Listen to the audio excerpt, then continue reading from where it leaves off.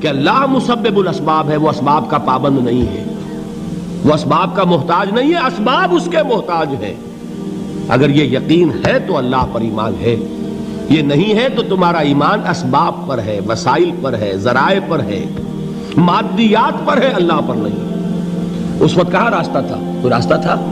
سمندر ہے اور ادھر سے لشکر آ گیا ہے۔ کلا ان معی ربی سیہدین۔ اب دیکھیے ایمان کہہ دینا آسان ہے، ہوا معکم اینما کنتم، جہاں کہیں بھی تم ہوتے ہو اللہ تمہارے ساتھ ہوتا ہے، لیکن اس کا یقین قائم ہو جائے تو زمین و آسمان کا فرق واقع ہو جائے۔ یہی بات ہوئی حضور کے ساتھ۔ غار ہے، چھپے ہوئے ہیں محمد الرسول اللہ اور آپ کے وہ یار غار ابو بکر صدیق رضی اللہ تعالی عنہ۔ اقبال نے حضرت ابو بکر کی شان میں چند اشعار کہے صرف، لیکن واقعہ یہ ہے کہ بھاری بھاری نظموں پر اور قصیدوں پر بھاری ہے، طویل ترین نظمیں اور قصیدے ہوں ان پر بھاری ہے۔ ہمت ابو بکر کی ہمت جو ہے، کشت ملت را جو ابر، جیسے بارش سے کھیتی اپجتی ہے، ابو بکر کی ہمت اور عزیمت اس امت کو اسی طرح سینچنے والی ہے۔ ثانیے اسلام و غار و بدر و قبر، وہ دوسرے تھے اسلام میں، دوسرے پہلے کون تھے؟ انا اول المومنین، حضور فرماتے ہیں سب سے پہلا ایمان لانے والا میں، دوسرے ابو بکر۔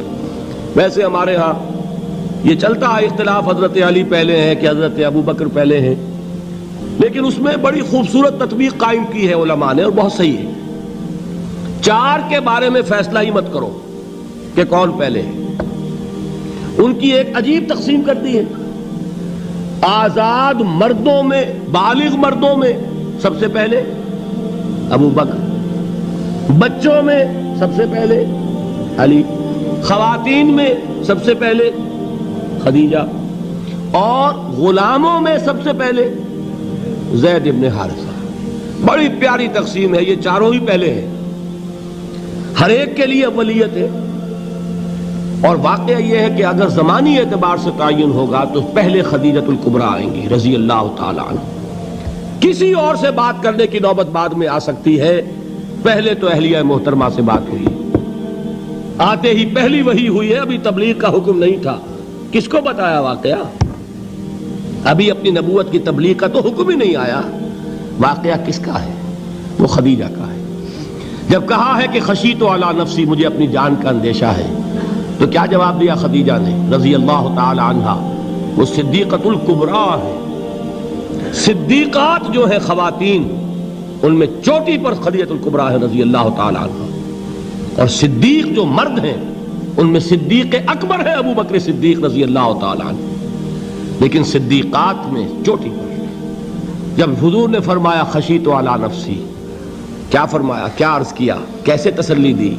نہیں نہیں، اللہ آپ کو ضائع نہیں کرے گا، آپ غریبوں کے ہمدرد ہیں، آپ مساکین کے تکالیف رفع کرنے والے ہیں، آپ بیواؤں کی سرپرستی کرتے ہیں، آپ مسافروں کی خدمت کرتے ہیں، اللہ آپ کو ضائع نہیں کرے گا۔ یہ یقین ہے اس خاتون کے اندر۔ خیر وہ ایک علیحدہ بات ہو جائے گی۔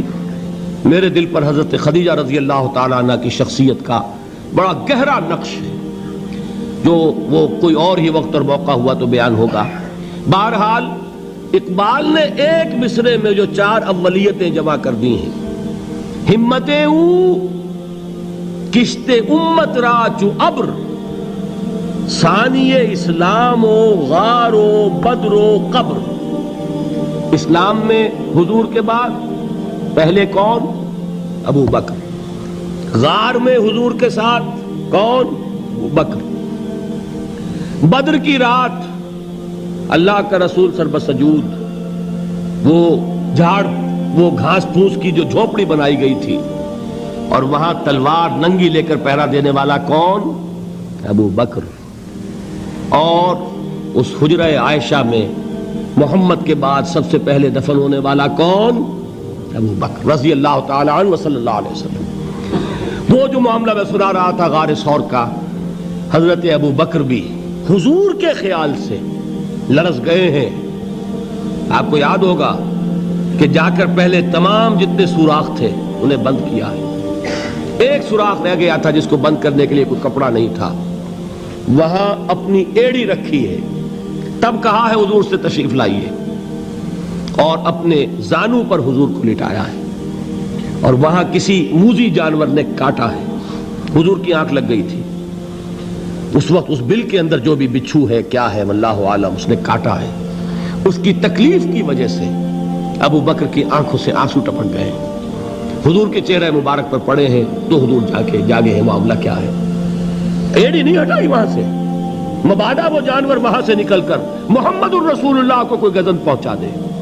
ابو بکر کی ایڑی ہے, جس طرح چاہے کھا لے, ختم کر دے, جان نکل جائے تب کوئی آنچ آئے محمد پر تو آئے, لیکن جیتے جی نہیں. وہ ہے ابو بکر.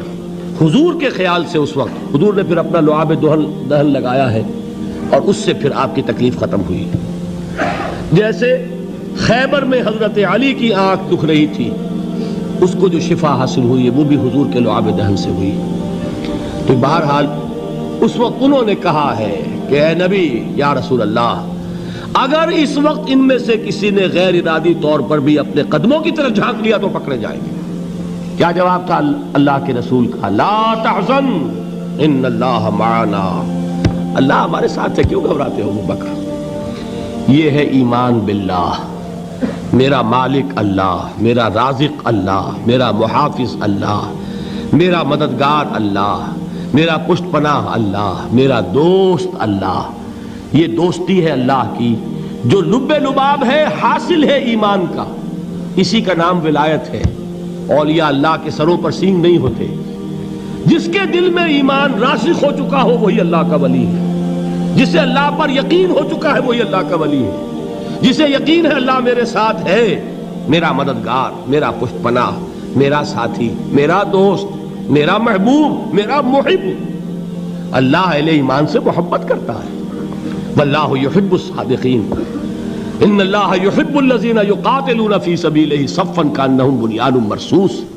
اللہ محبت کرنے والا, اہل ایمان محبوب, اور اہل ایمان محبت کرنے والے اللہ محبوب. والذین آمنوا اشد حبا للہ.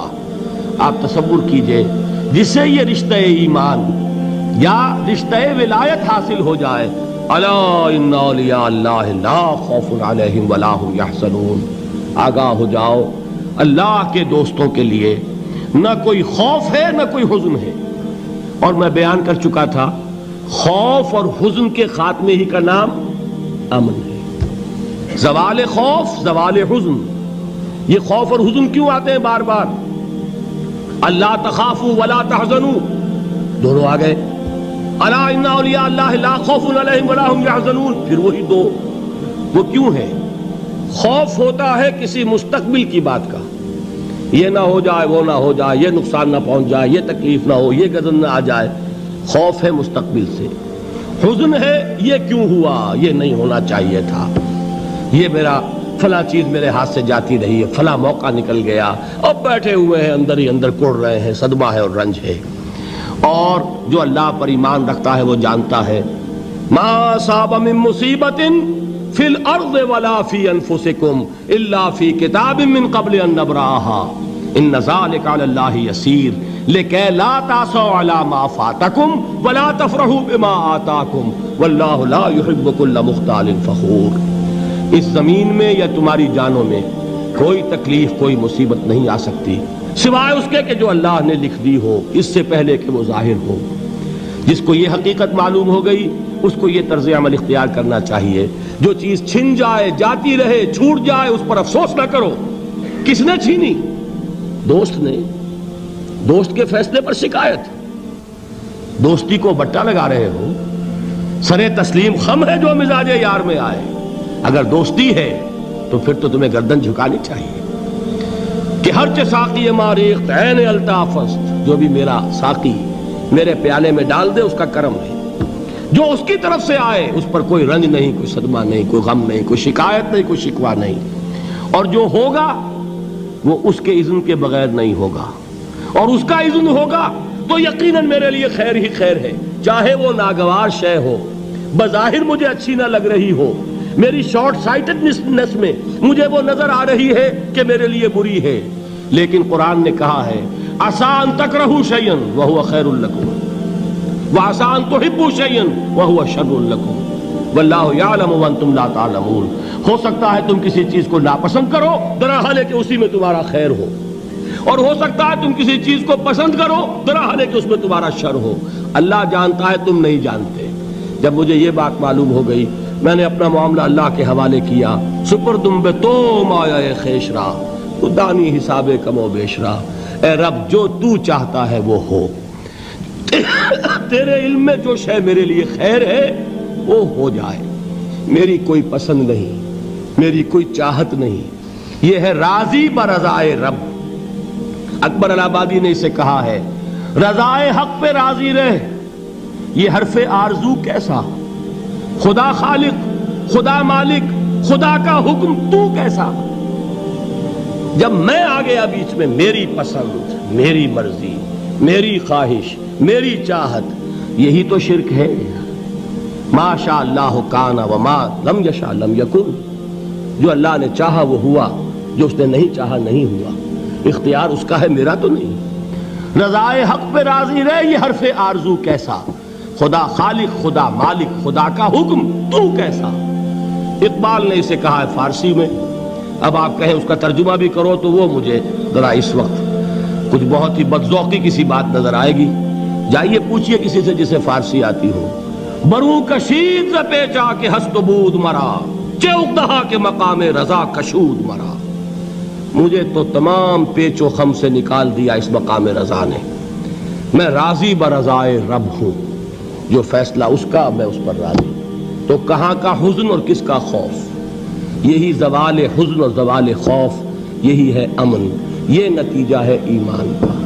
تو جان لیجئے یہ ہے لب لباب، یہ ہے حاصل ایمان کا، یہ ہے تو ایمان ہے، یہ نہیں ہے تو ایمان نہیں۔